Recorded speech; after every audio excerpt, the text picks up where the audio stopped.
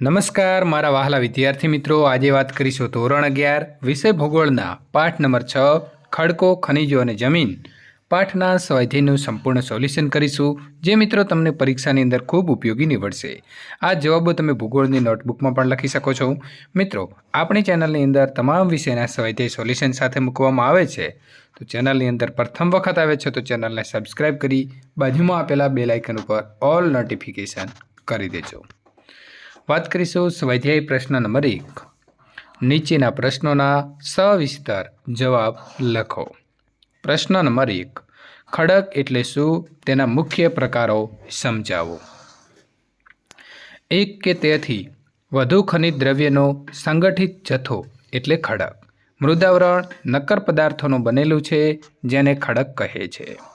ખડકો જુદા જુદા દ્રવ્યોના સંયોજનથી બને છે। નિર્માણ પ્રક્રિયાના આધારે ખડકોના 3 પ્રાથમિક પ્રકારો પડે છે, જે નીચે પ્રમાણે છે। આગ્નેય ખડકો। આગ્નેય ખડકો એટલે મિત્રો, આગ્નેય શબ્દનો અર્થ અગ્નિથી બનેલા એમ થાય છે।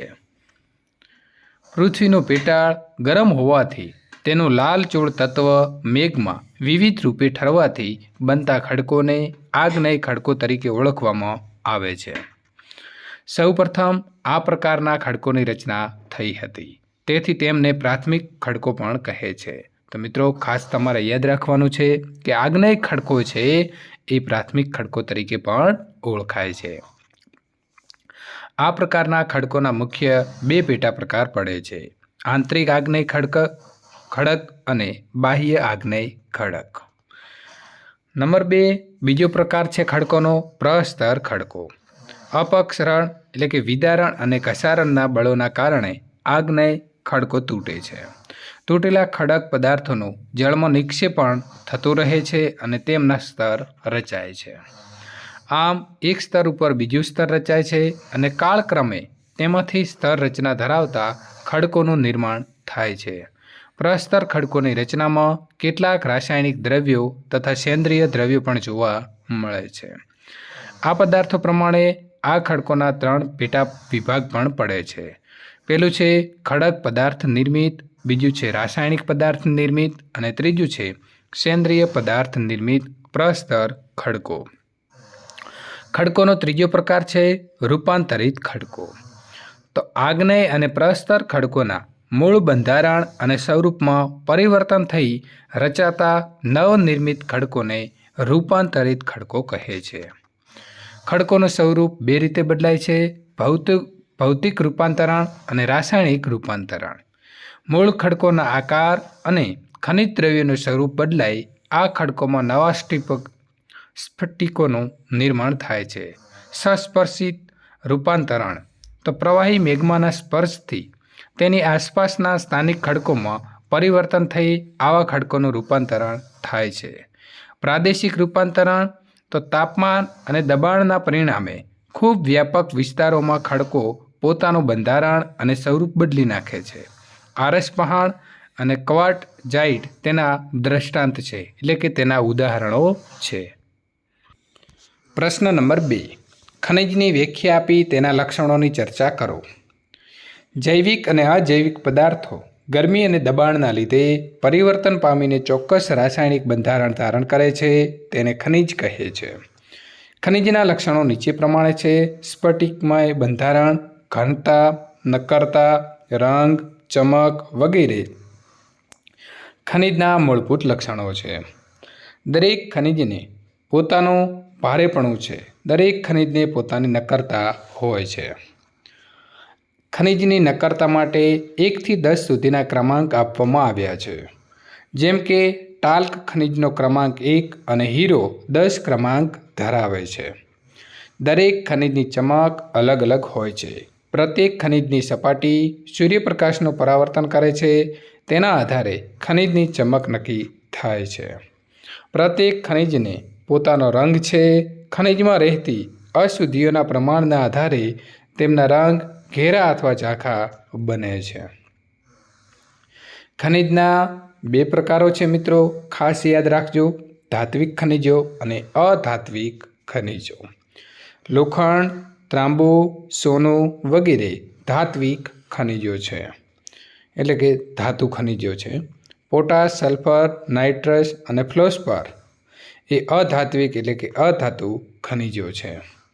કોલસો અને ખનિજ તેલ ઈંધણ તરીકે વપરાતા ખનિજો છે. પ્રશ્ન નંબર 3, જમીન નિર્માણ ક્રિયા સમજાવી તેના મુખ્ય લક્ષણો વિશે સવિસ્તર નોંધ લખો. ખડકોની ખુલ્લી સપાટી ઉપર સૂર્યપ્રકાશ, તાપમાન, હિમ, વરસાદ વગેરે બળોના કારણે ખવાણ થતાં ખડકોનો ભૂકો બને છે. આ ખડક કણોમાં જૈવિક દ્રવ્યો, હવા અને પાણી ભળવાથી જમીનનું નિર્માણ થાય છે. જમીનના પાતળા સ્તરમાં ખનિજ દ્રવ્યો, વનસ્પતિ અને પ્રાણીજ અવશેષો છે. રંગ એ જમીનનું મહત્વનું લક્ષણ છે. ઘેરા રંગની માટીમાં જૈવિક દ્રવ્યો વધુ હોય છે.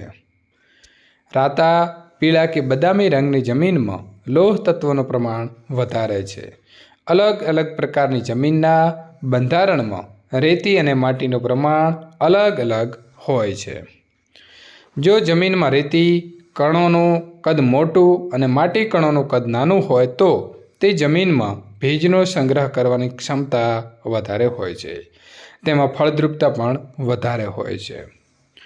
જમીનમાં કણ ગોઠવણીથી જમીનની છિદ્રાળુતા નક્કી થાય છે. જમીન કણોની વિશિષ્ટ ગોઠવણીથી જમીનમાં હવા, પાણી અને વનસ્પતિના મૂળ સહેલાઈથી પ્રવેશ મેળવી શકે છે. તળ ખડકોના ખવાણથી જમીન બન્યા પછી એના એ જ સ્થાને ટકી રહે તેવી જમીનને સવસ્થાનીય જમીન કહે છે. વન પ્રદેશોમાં સવસ્થાનીય પ્રકારની જમીન હોય છે. નદી, હિમનદી, પવન જેવા ગતિશીલ બળોના કારણે ઉદ્ભવ સ્થાનેથી ખડકબોજ અને કાંપ વગેરે સ્થળાંતરણ થઈ બીજી જ જગ્યાએ પથરાઈને જે જમીનનું નિર્માણ થાય છે તેને સ્થળાંતરિત જમીન કહે છે.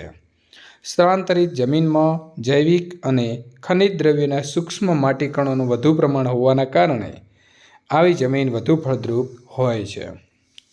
ગંગા નદીનું મેદાન આ પ્રકારની જમીનનું બનેલું છે. પ્રશ્ન નંબર 2, નીચેના પ્રશ્નોના સંક્ષિપ્તમાં ઉત્તર લખો. ખડકોના કેટલા પ્રકાર પડે છે? કયા કયા? ખડકોના 3 પ્રકાર પડે છે. આગ્નેય ખડકો, પ્રસ્તર ખડકો અને રૂપાંતરિત ખડકો. પ્રશ્ન નંબર 2, આગ્નેય ખડકોના પેટા વિભાગો જણાવો. તો આગ્નેય શબ્દનો અર્થ અગ્નિથી બનેલા એમ થાય છે. સૌપ્રથમ આ ખડકોની ઉત્પત્તિ થઈ હોવાથી તેમને પ્રાથમિક ખડકો પણ કહે છે. પૃથ્વીનું પેટાળ ગરમ હોવાથી તેનો લાલચોળ તત્વ મેઘમાં વિવિધ રૂપે ઠરવાથી બનતા ખડકોને આગ્નેય ખડકો કહેવામાં આવે છે. આગ્નેય ખડકોના પેટા વિભાગો આ પ્રમાણે છે. આંતરિક આગ્નેય ખડકો અને બીજું છે મિત્રો એના પણ પેટા પ્રકારો છે અંતસ્થ અને મધ્યસ્થ. બીજું છે બાહ્ય આગ્નેય ખડકો એટલે કે જ્વાળામુખીય ખડકો. પ્રશ્ન નંબર 3, સેન્દ્રિય ખડક એટલે શું?